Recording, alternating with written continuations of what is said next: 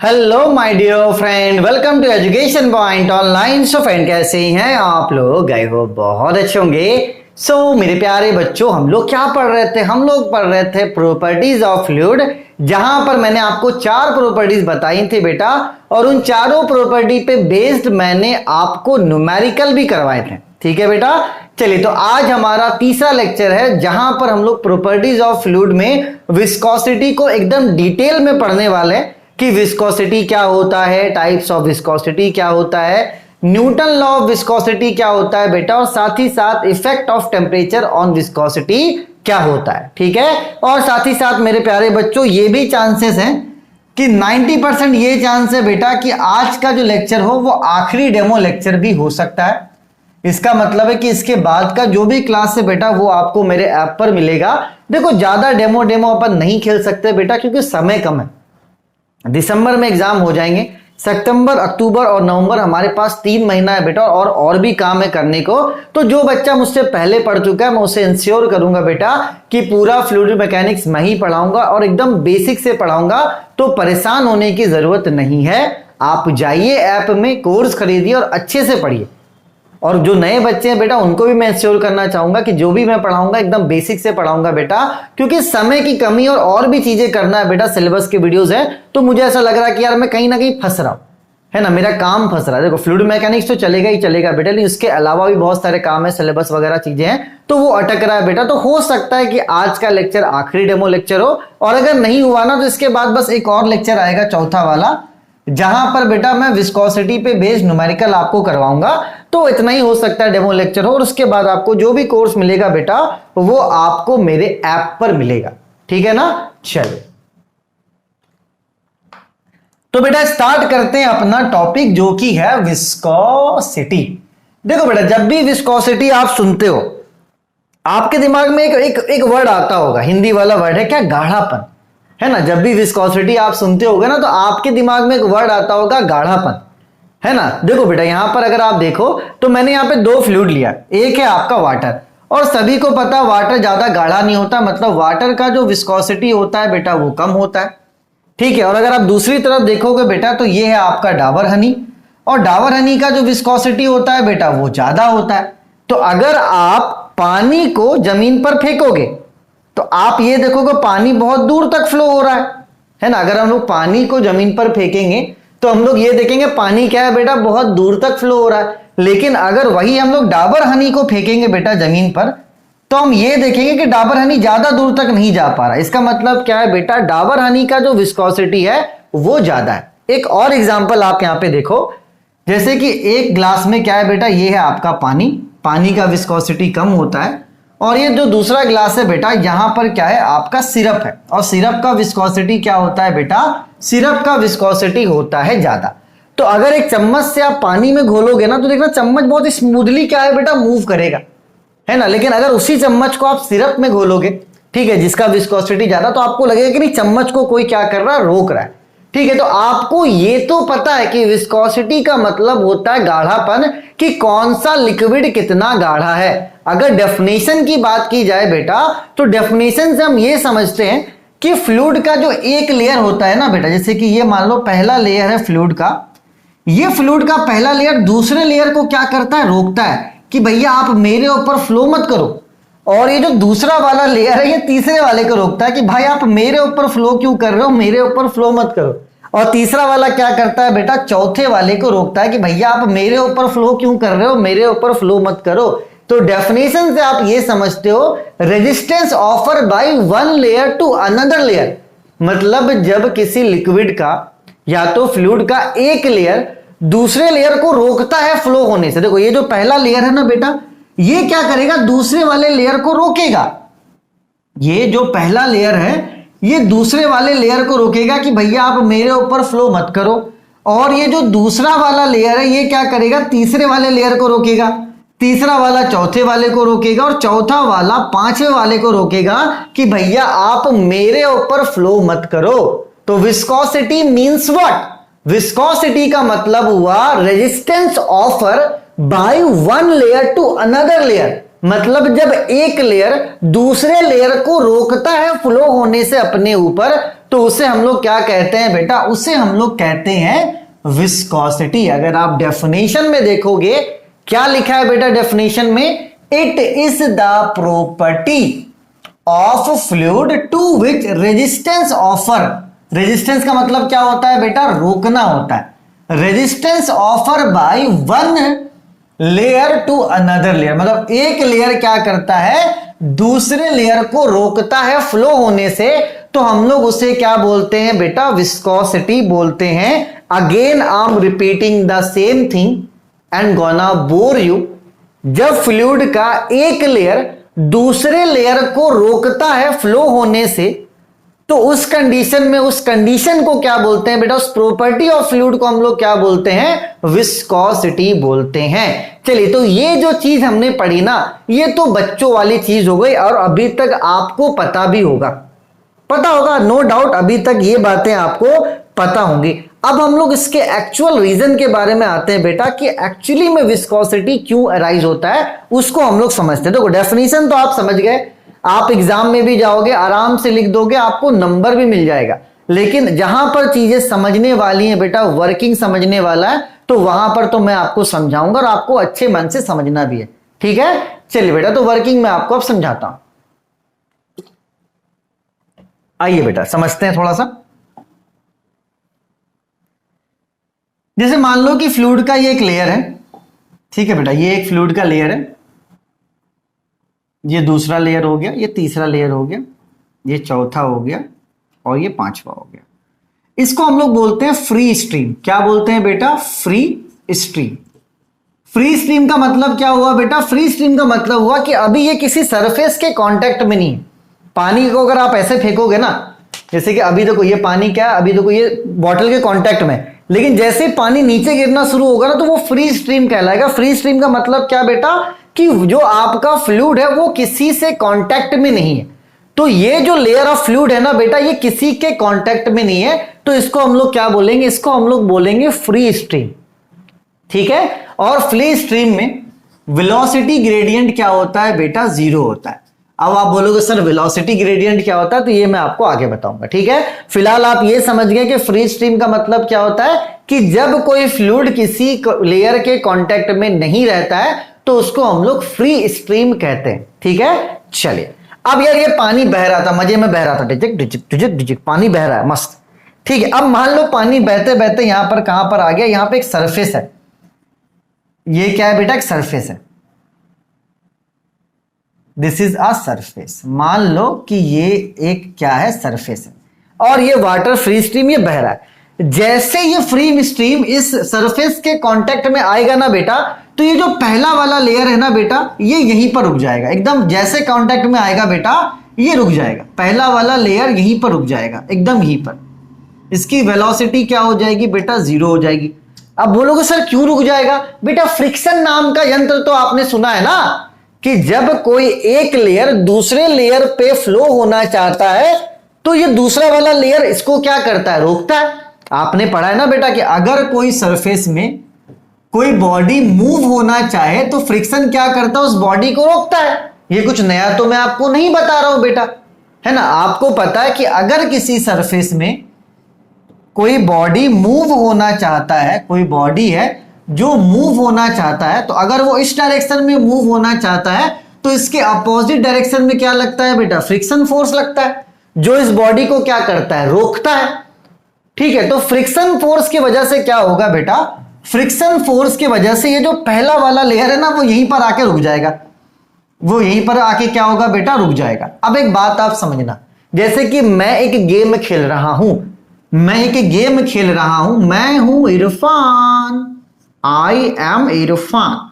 मेरे ऊपर एक लड़का है जो है लक्की, जो क्या है, लक्की, और लक्की के ऊपर एक लड़का बैठा हुआ है जो है आकाश, और आकाश के ऊपर एक और लड़का बैठा हुआ है जो है रमेश।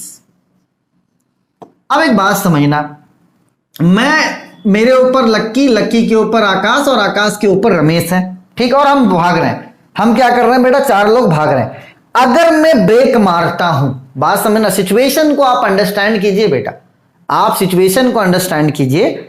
अगर मेरे ऊपर 4 लोग हैं और मैं अचानक से ब्रेक मारता हूं, मैं अगर अचानक से ब्रेक मारता हूं तो ये लक्की सबसे पहले यहां पर जाके गिरेगा, ये इस तरीके से यहां पर डिसबैलेंस होके लक्की यहां पर गिरेगा, उसके ऊपर आकाश है वो उससे थोड़ा आगे गिरेगा, और उसके ऊपर रमेश, और रमेश क्या होगा बेटा उसके आगे गिरेगा। ये तो होगा ना, अगर एक के ऊपर एक के ऊपर 4 लोग हैं और मैं बहुत तेजी से दौड़ रहा हूं और अगर मैं ब्रेक मारूंगा तो मेरे ऊपर वाला यहां गिरेगा, उसके ऊपर वाला उससे आगे गिरेगा और उसके ऊपर वाला उससे आगे गिरेगा। तो अगर आपका एक लेयर यहां पर रुक गया है तो इसके बाद वाला जो लेयर है ना बेटा वो यहां पर थोड़ा आगे आके रुकेगा, थोड़ा सा आगे आके रुकेगा, और उसके ऊपर वाला जो लेयर है बेटा वो थोड़ा सा आगे आके रुकेगा, और उसके ऊपर जो लेयर है बेटा वो थोड़ा सा आगे आकर रुकेगा, और उसके ऊपर जो लेयर है बेटा वो थोड़ा सा आगे आके रुकेगा। ठीक है, मतलब जो नीचे वाला लेयर है बेटा उसका विस्कोसिटी क्या हो जाता है, उसका विस्कोसिटी हो जाता है 0। ठीक है, तो ये बात आप समझना बेटा कि जब भी फ्लूइड या तो वाटर, किसी ने को बेटा एक बात समझना, फ्लूइड मैकेनिक्स हम पढ़ रहे हैं, हो सकता है मेरे मुंह से बार बार वाटर निकले क्योंकि फ्लूइड वाटर के कॉमन नेम है। तो अगर मैं वाटर का प्रयोग भी करता हूं ना समझाने में तो आपके दिमाग में फ्लूइड ही होना चाहिए, क्योंकि मेरे दिमाग में फ्लूइड ही है लेकिन मैं बोल वाटर रहा हूं। तो इन छोटी छोटी चीजों में नहीं फंसना है, लगे कमेंट करने अरे यार आप तो फ्लूइड वाटर वाटर कर रहे हो। फोकस कहां पर है बेटा, समझाने पे, क्योंकि इरफान के ऊपर लक्की है, लक्की के ऊपर आकाश और आकाश के ऊपर रमेश है। ठीक है,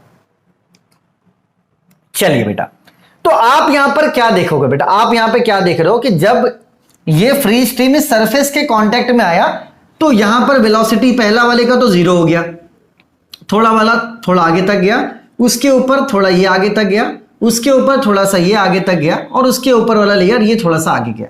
देखो बेटा एक बात आप समझना कि फ्री स्ट्रीम में जो वेलोसिटी होता है ना बेटा वो कांस्टेंट होता है।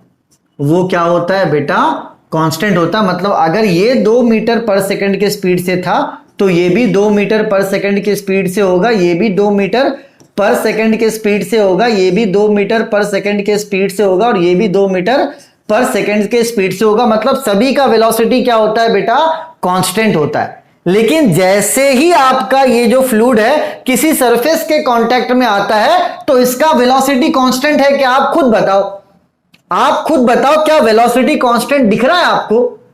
हाँ, आप खुद बोल सकते हो कि अगर इसका वेलोसिटी 1 है तो इसका हो सकता है 2 हो, इसका क्या हो गया 3 और इसका हो गया 4। मतलब अब जो हमारा वेलोसिटी है वो कांस्टेंट नहीं है, वेलोसिटी कांस्टेंट नहीं है। इससे पहले क्या था बेटा, वेलोसिटी कांस्टेंट था, लेकिन अब क्या है बेटा, वेलोसिटी कांस्टेंट नहीं है, वो डिस्टेंस के आधार पर क्या हो रहा है बेटा, चेंज हो रहा है। वेलोसिटी क्या है बेटा, डिस्टेंस के आधार पर क्या हो रहा है, चेंज हो रहा है। तो velocity with respect to distance, velocity with respect to distance is called velocity gradient, is called velocity gradient. ठीक है बेटा, तो ये जो बना ना इसको हम लोग बोलते हैं वेलोसिटी ग्रेडियंट। ये इस तरीके से एक फिगर बनेगा, इसको हम लोग क्या बोलते हैं, वेलोसिटी ग्रेडियंट बोलते हैं। और यहां पर ये जो वेलोसिटी 0 हो गया ना इसको बोलते हैं नो स्लिप कंडीशन। क्या बोलते हैं बेटा, नो स्लिप कंडीशन। देखो कुछ भी पढ़ो, बुक में दिया हुआ है कुछ भी पढ़ो, one layer offer another layer resistance, पढ़ो कुछ भी पढ़ना है।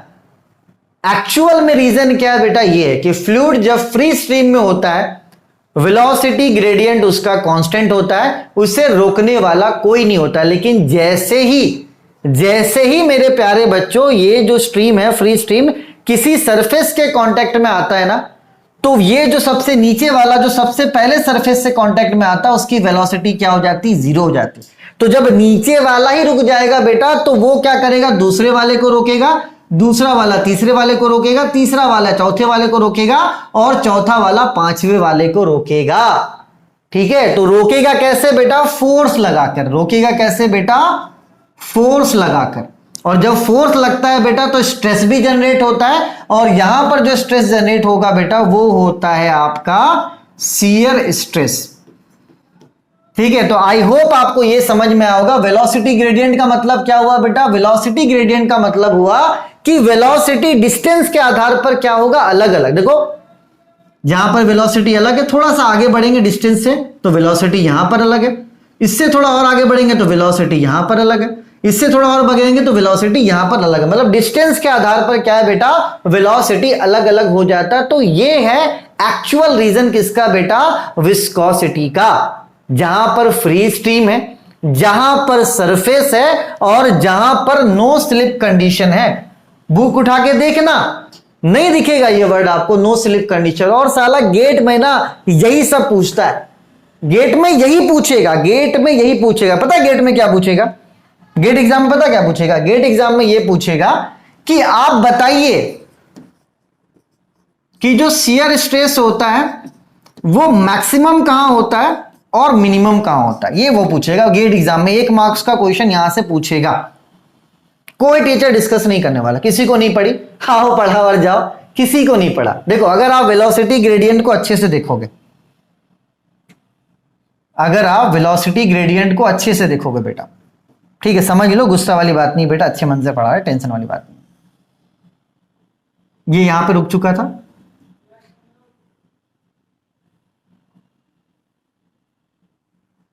ये आपका क्या है बेटा, ये आपका बॉटम है और ये आपका क्या है बेटा, टॉप है। ठीक है, अब गेट एग्जाम में क्वेश्चन क्या पूछेगा, गेट एग्जाम में क्वेश्चन ये पूछेगा कि शियर स्ट्रेस मैक्सिमम कहां पर होगा। तो देखो बेटा शियर स्ट्रेस मैक्सिमम मतलब का, जहां पर फोर्स ज्यादा होगा वहां पर आपका शियर स्ट्रेस भी क्या होगा, थोड़ा सा सोम का पार्ट है, समझ लो, समझने में कोई बुराई नहीं है बेटा, थोड़ा सा सोम का पार्ट है, लेकिन तो इतना नहीं है कि आपको समझ में नहीं आ रहा होगा। आप एक बात समझना, यहां पर आपका वेलोसिटी 0 हो गया था, मतलब रोका गया है ना, कोई आ रहा था उसे रोका गया है, मतलब एकदम 0 कर दिया गया, मतलब फोर्स यहां पर क्या होगा, सबसे ज्यादा होगा, है ना भैया। देखो यहां पे वेलोसिटी क्या था, बॉटम में वेलोसिटी एकदम 0 कर दिया गया, रोक दिया गया फ्लूइड को। तो फ्लूइड को रोका कैसे गया होगा बेटा, फोर्स लगाकर। जब वेलोसिटी 0 हो गया इसका मतलब फोर्स क्या होगा बेटा, मैक्सिमम होगा। तो जब आपका फोर्स मैक्सिमम होगा तो जो आपका शियर स्ट्रेस, जिसको हम लोग टाउ से डिनोट करते हैं, ये भी मैक्सिमम कहां पर होगा बेटा, बॉटम पे। मतलब नीचे जो है बेटा बॉटम पे शियर स्ट्रेस क्या होगा, सबसे ज्यादा होगा। ठीक है, तो यहां पर इस वाले पॉइंट पर आपका ये हो जाएगा टाउ मैक्स, और सबसे ऊपर वाले पॉइंट पर क्या हो जाएगा, टाउ मिनिमम। तो ये सब चीजें गेट एग्जाम में पूछता है बेटा। तो थोड़ा सा अपने अप्रोच को बदलने की जरूरत है बेटा। अप्रोच को अगर आप बदलोगे, पॉजिटिव लेकर जाओगे, समझ कर पढ़ोगे ना, मैं फिर से बोल रहा हूं, फ्लूइड मैकेनिक्स के डेप्थ में जाओगे ना भाई, सब मजा आ जाएगा। ऊपर ऊपर सब लोग पढ़ रहे, पूरा दुनिया पढ़ रहा ऊपर ऊपर, किसी को नहीं पता वेलोसिटी ग्रेडियंट क्या है, किसी को नहीं पता स्लिप कंडीशन क्या, ना कोई बात करना चाहता है। बुक में तो लिखा हुआ है ना भाई, resistance offer by one layer of fluid to another layer is called viscosity, यही पढ़ सकते थे। जहां पर जो भी डेप्थ आने वाला बेटा उसके बारे में बात करेंगे, क्योंकि मैंने आपको एकदम पहले क्लास में क्लियर कर दिया था कि भैया अगर मैं अपना समय दे रहा हूं तो मैं अपने बच्चों को इंप्रूव करूंगा, उसके नॉलेज को इंप्रूव करूंगा। मैं पी रहा हूं पानी, मैं थक रहा हूं, मेरी इंटेंसिटी बहुत हाई है, मैं बहुत जोर जोर से बोल रहा हूं, कोई दिक्कत नहीं भाई, पानी पी रहा हूं, क्या दिक्कत है, पी के पढ़ा रहा हूं, बस दारू थोड़ी पी रहा हूं, पानी पी रहा हूं। चलिए बेटा, अब आते हैं न्यूटन लॉ ऑफ विस्कोसिटी में। अगर आप इसको नोट करना चाहो तो नोट कर लो, ठीक है, और अगर आप इसे भी नोट करना चाहो तो पहले आप इसको नोट कर लो, ठीक है। वेलोसिटी ग्रेडियंट, यहां पे ना वेलोसिटी कांस्टेंट होता है, इसलिए वेलोसिटी ग्रेडियंट क्या होता है, 0 होता है ना। और ये भी एग्जाम में पूछ सकता है आपसे कि फ्री स्ट्रीम में वेलोसिटी ग्रेडियंट क्या होता है, तो आपको पता होना चाहिए कि फ्री स्ट्रीम में वेलोसिटी ग्रेडियंट 0 होता है। क्यों, क्योंकि डिस्टेंस के आधार पर वेलोसिटी चेंज होता ही नहीं, वेलोसिटी सेम होता है, चाहे 1 मीटर में देखो, चाहे 2 मीटर में देखो, चाहे 3 मीटर में देखो, ठीक है। लेकिन यहां पर क्या होता है बेटा, जब किसी सरफेस के कांटेक्ट में आता है तो वेलोसिटी ग्रेडियंट 0 नहीं होता है। क्यों, क्योंकि अलग अलग डिस्टेंस में वेलोसिटी क्या होता है, अलग अलग होता है, ठीक है। चलिए बेटा, अब आते हैं न्यूटन लॉ ऑफ विस्कोसिटी में। किस पे आते हैं बेटा, न्यूटन लॉ ऑफ विस्कोसिटी में। क्या कहता है Newton law of viscosity, Newton law of viscosity कहता है it states that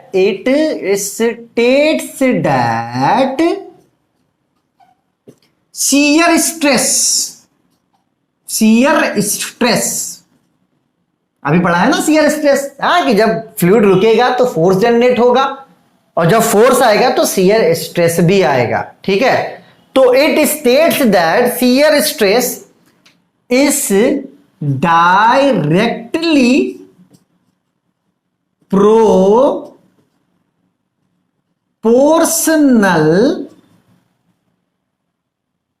to velocity gradient. चलिए बेटा, तो कम से कम यार 50% तो पता है आपको कि वेलोसिटी ग्रेडियंट क्या होता है। अरे पूरा नहीं समझ में आया होगा, 20% तो समझ में आया होगा। शियर स्ट्रेस यहां पर क्यों आया, कहां से आया, ये तो पता चला कि हाँ भैया नीचे वाले फ्लूइड को रोक लिया गया था। तो जब नीचे वाले फ्लूइड को रोका गया था तो फोर्स लगा था, और जब फोर्स लगेगा बेटा तो वहां पर शियर स्ट्रेस जनरेट होगा, है ना। तो न्यूटन लॉ ऑफ विस्कोसिटी क्या बोलता है? न्यूटन लॉ ऑफ विस्कोसिटी ये कहता है कि shear stress is directly proportional to velocity gradient. रट्टा मारने की जरूरत नहीं है, रट्टा मारने की जरूरत नहीं है, ठीक है बेटा। चलिए, तो यहां पर हमें यह पता चला कि जो शियर स्ट्रेस होता है वो डायरेक्टली प्रोपोर्शनल होता है वेलोसिटी ग्रेडियंट के। ये हमें किसने बताया? ये हमें बताया न्यूटन लॉ ऑफ विस्कोसिटी ने। किसने बताया बेटा? न्यूटन लॉ ऑफ विस्कोसिटी ने हमें ये बताया, ठीक है। चलो बेटा, यहां पर क्या प्रोपोर्शनल का साइन है, यहां पर क्या है बेटा? प्रोपोर्शनल का साइन है। अगर प्रोपोर्शनल को इक्वालिटी में बदलना है, मतलब कि बराबर करना है, तो एक कांस्टेंट लाना पड़ेगा। और यहां पर जो कांस्टेंट आएगा बेटा, देखो प्रोपोर्शनल को इक्वल में कन्वर्ट करना है तो एक कांस्टेंट आएगा, और यहां पर कांस्टेंट होगा म्यू। क्या होगा बेटा? कांस्टेंट होगा म्यू डी। इरफान रजा गलती कर रहे हो, हाँ, डी यू अपॉन में डी वाई। ये बन गया हमारा एक फॉर्मूला। क्या बन गया बेटा? हमारा एक फॉर्मूला। चलिए, यहां पे टाउ क्या है बेटा? यहां पर हमारा टाउ है शियर स्ट्रेस,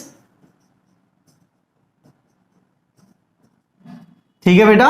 और यहां पे डी यू अपॉन में डी वाई क्या है? डी यू अपॉन में डी वाई है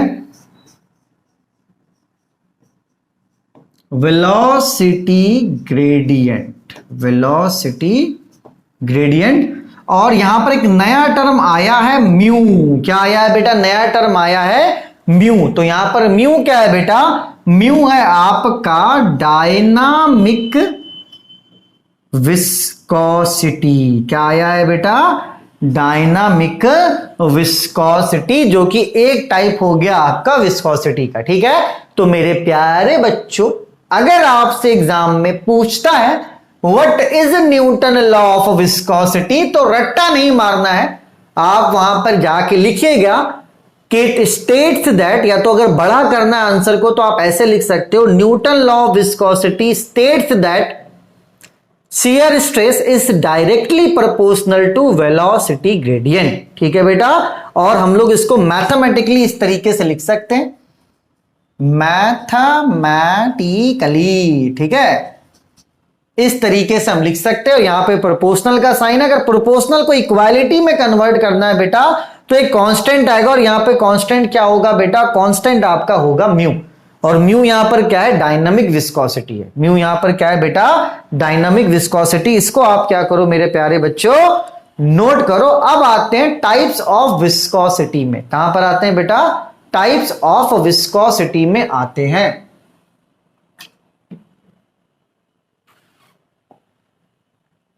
चलिए, अब यार देखो भैया, ये रट्टा उट्टा मत मारना भाई, हम फिर से बोल रहे हैं, रट्टा उट्टा मारने की जरूरत नहीं। हम लोग अब क्या पढ़ रहे हैं? डायनामिक विस्कोसिटी पढ़ रहे हैं। भैया रट्टा उट्टा मत मारना, ठीक है ना बेटा? रट्टा मारने की जरूरत नहीं है। हमें पता है, वी नो डैट, हमें पता है, हमें क्या पता है? हमें पता है कि tau is equals to mu D U upon में डी वाई। अभी ये फॉर्मूला निकाले थे, बोलोगे यस सर। आप क्या करो बेटा, D U upon D Y को इस तरफ भेज दो, तो टाउ अपॉन में डी यू, इरफान रजा क्या कर रहा हूं बड़ा, डी यू अपॉन में D Y is equals to mu. मतलब यहां से म्यू का फॉर्मूला मिल गया आपको। इसको आगे पीछे लिख देते हैं, टाउ अपॉन में डी यू अपॉन में डी वाई, ठीक है बेटा। चलिए, ये आपका हो गया डायनामिक विस्कोसिटी का फॉर्मूला। कैसे मिला बेटा? देखो, वी नो डेट, हमें पता tau is equals to mu D upon D Y. D upon D Y को क्रॉस में नीचे ले आए, तो टाउ अपॉन डी वाई क्या हो गया बेटा? म्यू हो गया। मतलब म्यू का वैल्यू अपन को क्या मिल गया? टाउ अपॉन में डी अपॉन डी वाई। तो अगर एग्जाम में आपसे क्वेश्चन पूछता है बेटा, तो हम इसको इस तरीके से लिख सकते हैं, it is the ratio of. देखो बेटा, मैं यहां पे समझा रहा हूं आपको ताकि रट्टा मारना ना पड़े। रट्टा मारोगे भूल जाओगे, कोई मतलब नहीं बनता। समझ लोगे ना बेटा, तो ये आपको हमेशा याद रहेगा। ठीक है, चलो, it is the ratio of shear stress, है ना? देखो बेटा, ऊपर में शियर स्ट्रेस एंड क्या है नीचे में? D upon D y. क्या है बेटा आपका? Velocity gradient. ठीक है मेरे प्यारे बच्चों, चलिए, तो अगर आपसे एग्जाम में पूछ लेता है डायनामिक विस्कोसिटी, जिसको हम लोग एब्सोल्यूट विस्कोसिटी भी कहते हैं बेटा, तो आप क्या लिखोगे? सबसे पहले लिखना we know that, formula derive करना, और जब आप फॉर्मूला डिराइव कर दोगे तो इसी को लैंग्वेज में लिख देना कि it is the ratio of shear stress and velocity gradient. मतलब शियर स्ट्रेस और वेलोसिटी ग्रेडियंट का क्या है बेटा? ये रेशियो है। ठीक है बेटा, चलिए, ये तो हो गई बच्चों वाली बात। कुछ कंपटीशन पॉइंट ऑफ व्यू से बात कर लेते हैं बेटा। जब आप एसएससी वगैरह का एग्जाम दोगे ना, तो वहां बहुत चाव से पूछा जाता है यूनिट। किसका यूनिट बेटा? डायनामिक विस्कोसिटी का। किसका यूनिट पूछता है बेटा? वो डायनामिक विस्कोसिटी का यूनिट पूछता है। तो देखो बेटा, डायनामिक विस्कोसिटी का एमकेएस यूनिट होता है केजी पर सेकंड मीटर, सॉरी, केजी पर मीटर सेकंड। ठीक है, ये हो गया इसका एमकेएस यूनिट। क्या बेटा? केजी पर मीटर सेकंड। ठीक है, और डायनामिक विस्कोसिटी का जो सीजीएस यूनिट होता है वो होता है ग्राम पर सेंटीमीटर सेकंड।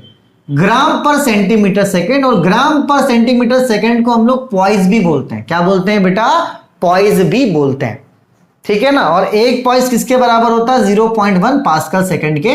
तो ये मैंने एक्स्ट्रा लिखवा दिया। बाकी ये दो यूनिट आप ध्यान रखना, एसएससी जेई वगैरह में पूछता है। एमकेएस यूनिट क्या होता है बेटा? केजी पर मीटर सेकंड। ठीक है, और सीजीएस यूनिट क्या होता है? ग्राम पर सेंटीमीटर सेकंड। और ग्राम पर सेंटीमीटर सेकंड को हम लोग क्या बोलते हैं बेटा? पॉइस बोलते हैं। क्या बोलते हैं बेटा? पॉइस बोलते हैं। ठीक है, तो यहां पर हमने सीखा कि डायनामिक विस्कोसिटी का डेफिनेशन हम लोग किस तरीके से क्रिएट कर सकते हैं। इसको आप क्या करो बेटा? नोट करो फटाक से। ठीक है, अपन क्या करते हैं, अब आगे बढ़ते हैं, है ना? थक गया हूं मैं, लेकिन कोई बात नहीं भाई साहब, थकने उकने का क्या है। हाँ, इसको आप नोट करो फटाफट।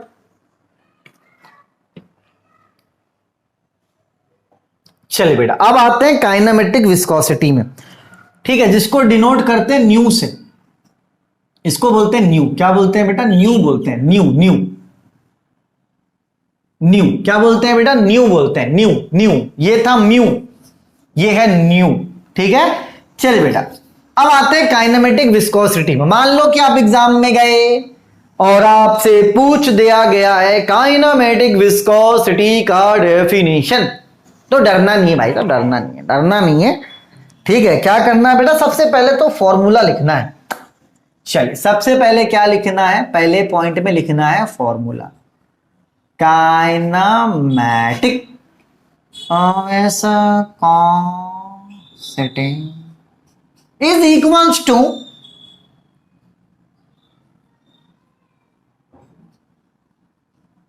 डायनामिक विस्कोसिटी अपॉन में डेंसिटी। अपॉन में डेंसिटी। देखो बेटा, एक बात आप समझना, अगर आप डायनामिक विस्कोसिटी में डेंसिटी को डिवाइड कर दोगे, अगर आप डायनामिक विस्कोसिटी में डेंसिटी को डिवाइड कर दोगे बेटा, तो आपको मिलेगा काइनेमेटिक विस्कोसिटी। क्या मिलेगा बेटा? आपको काइनेमेटिक विस्कोसिटी मिलेगा। मतलब इसका फॉर्मूला हो गया nu is equals to mu upon में रो। ये इसका क्या हो गया बेटा? फॉर्मूला हो गया। ठीक है ना? चलिए, तो अगर आपको एग्जाम में डेफिनेशन लिखना है तो आप क्या लिखोगे? It is the ratio of, it is the ratio of dynamic viscosity and density.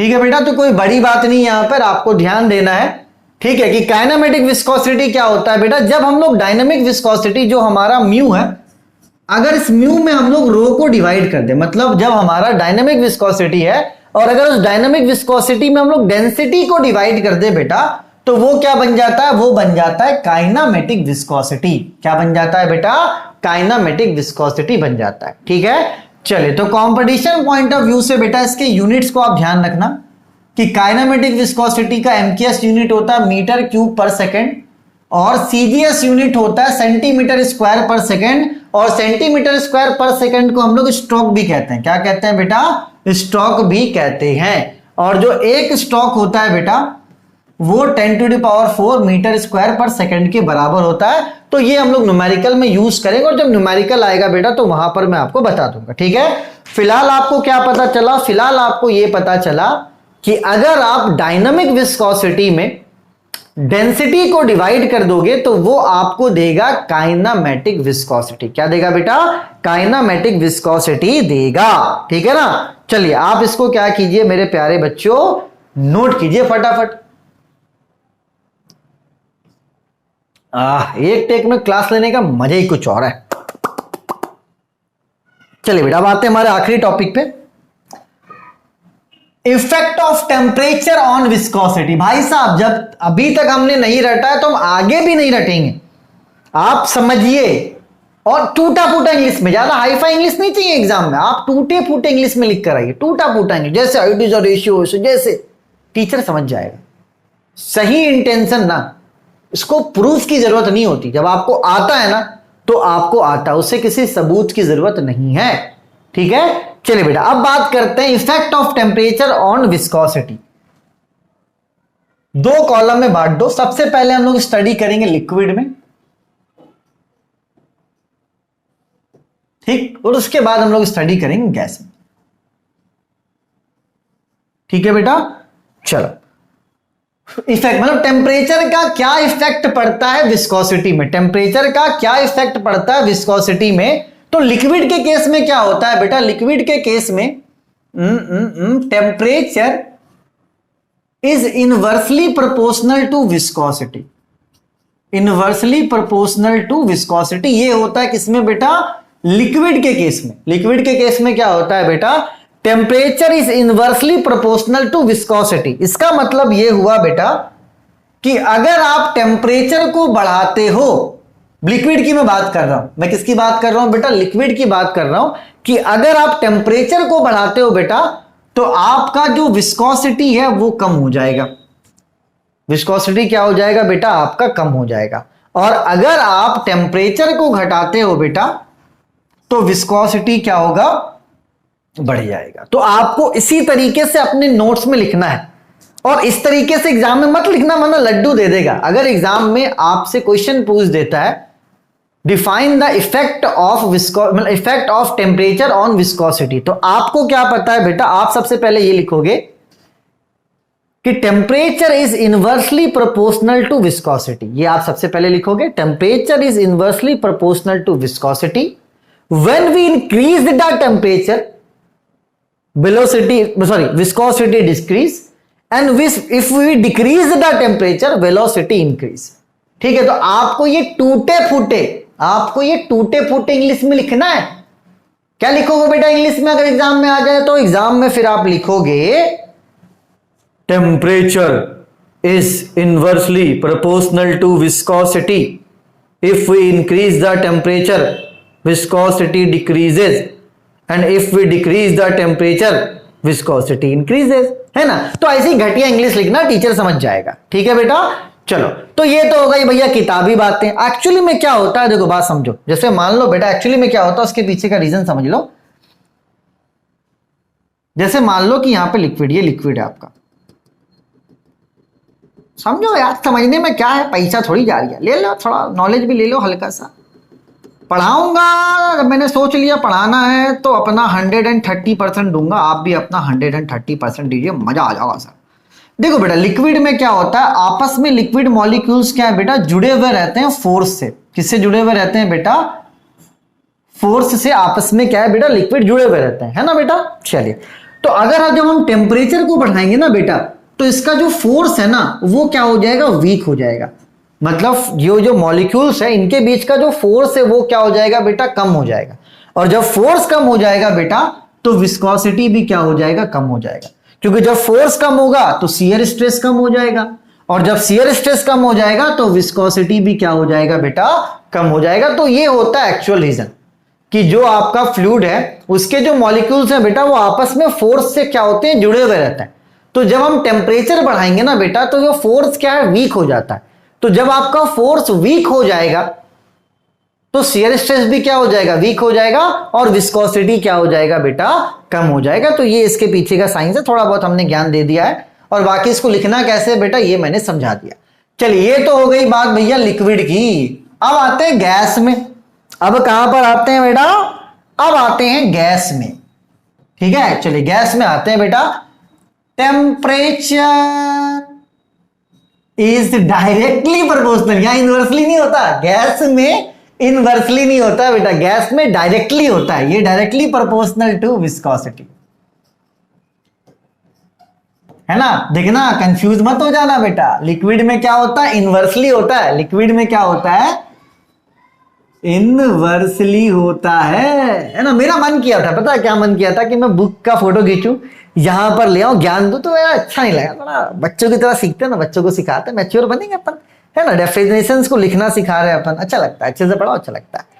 चलिए गैस में क्या होता है बेटा, डायरेक्टली प्रोपोर्शनल।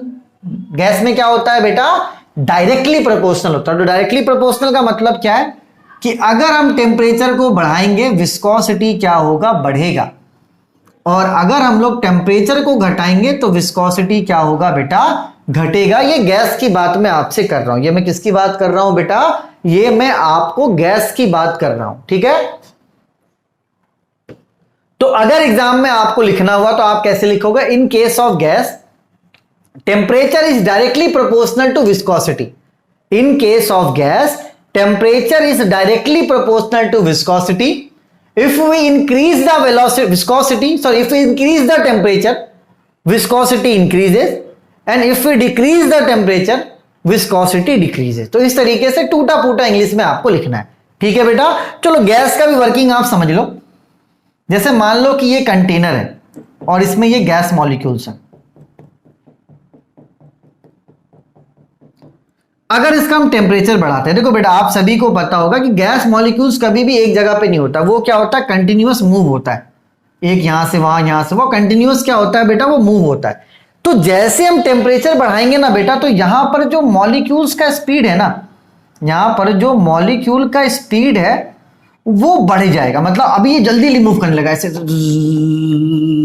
तो जैसे जैसे ये तुरंत मूव करने लगेगा ना, तो यहां पर क्या होगा बेटा, कॉलिजन बढ़ जाएगा, ये आपस में टकराने लग जाएंगे। और जैसे ही आपका कॉलिजन बढ़ेगा बेटा, विस्कोसिटी क्या होगा, अपने आप बढ़ जाएगा। बोलोगे सर समझ में नहीं आया। देखो बेटा एक बात आप समझना, स्कूल की जब छुट्टी होती है हम लोग क्या करते हैं, पहले क्लास 8 के बच्चों को छोड़ा जाता है, फिर क्लास 9th के बच्चों को छोड़ा जाता है, क्लास 10th के बच्चों को छोड़ा जाता है, ताकि आराम से वो लोग निकल जाए। ठीक है, अगर आप समझो कि इकट्ठा ही हमने क्या किया बेटा, सबको छोड़ दिया, तो गेट में सब जाके क्या होंगे बेटा, आपस में कोलाइड करेंगे। तो कोलाइड करेंगे मतलब वो रुक रहे हैं। कोलिजन का मतलब क्या हुआ, कोलिजन का मतलब रुकना हुआ, क्योंकि सारे लोग इकट्ठा कर भीड़ जगह कर एक जगह पे भीड़ कर देंगे बेटा, तो वो बाहर नहीं निकल पाएंगे, वो वहीं पर अटक के रह जाएंगे बेटा। अगर मान लो आप शादी में गए और शादी में किसी ने बोल दिया कि बॉम्ब है, लोग आपस में कैसे टकराएंगे, भड़ाम भड़ाम भड़ाम। तो अगर वो सिस्टमैटिक निकलते ना, जो इंसान है वो सिस्टमैटिक निकलते तो बहुत आराम से बाहर निकल जाते। लेकिन अगर कॉलिजन होना स्टार्ट हो गया बेटा, तो जो इंसान निकलने वाला था आराम से, वो आराम से नहीं निकल पाएगा। ठीक है, तो आपको एक बात ध्यान में रखना है कि देखो जो गैस मॉलिक्यूल्स होते हैं बेटा, वो मूव होते हैं कंटिन्यूअसली। अगर हम टेम्परेचर बढ़ाएंगे तो गैस मॉलिक्यूल्स का जो स्पीड है बेटा वो बढ़ जाएगा, और जैसे स्पीड बढ़ेगा बेटा कॉलिजन भी बढ़ जाएगा।